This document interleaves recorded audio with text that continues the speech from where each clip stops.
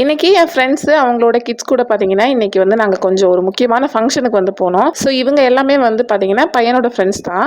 என் பையனோட ஃப்ரெண்டுங்கனால தான் அவங்க அம்மா எல்லாமே எனக்கு வந்து ஃப்ரெண்ட் ஆனாங்க. ஏன்னா, இவன வந்துட்டு நான் பேட்மிண்டன் கிளாஸ் வந்து சேர்த்து விட போனேன். ஸோ அங்க வந்து பழக்கமானவங்க தான் இவங்க எல்லாமே. ஸோ இப்ப நல்ல ஃப்ரெண்ட்ஸ் ஆயிட்டோம். அதுல வந்துட்டு ஒரு ஃப்ரெண்டோட மாமனார், மாமியாருக்கு வந்துட்டு இன்னைக்கு 60ஆம் கல்யாணம் அப்படின்னு சொல்லிட்டு தான் வந்து அந்த ஃபங்ஷனுக்கு தான் இன்வைட் பண்ணியிருந்தாங்கன்னு சொல்லிட்டு போயிருந்தோம். ஸோ ரொம்ப ஜாலியா, அதுவும் இல்லாம இதுதான் ஃபர்ஸ்ட் டைம். இந்த மாதிரி ஒரு ஒகேஷனுக்காக வெளிய போறது. ஸோ மத்தபடி ஸ்கூல்ல வந்து பார்க்குறது அந்த மாதிரி இல்லைனா பேட்மிண்டன் ஏரியாவில் பார்க்குறது இந்த மாதிரிலாம் வந்து டைம் ஸ்பெண்ட் பண்ணியிருக்கோம். பட் இது கொஞ்சம் டிஃப்ரெண்ட்டாக இருந்துச்சு.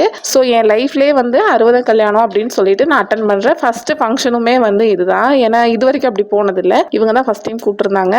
ஸோ நல்லபடியாக போயிட்டு ஃபங்க்ஷன்லாம் அட்டன் பண்ணிட்டு சூப்பராக வந்து டைம் ஸ்பெண்ட் பண்ணிட்டு அப்படி வந்தோம்.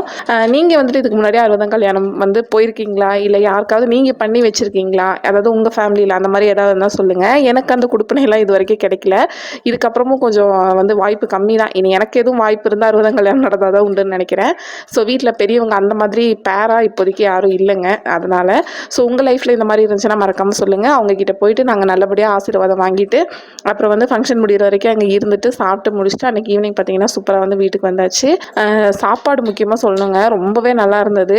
இந்த பசங்கள்லாம் வந்து வீட்டில் நாம் சமைக்கிறது தாங்க சாப்பிட்றது இல்லை. வெளியே போனால் நல்லாவே சாப்பிட்றாங்க.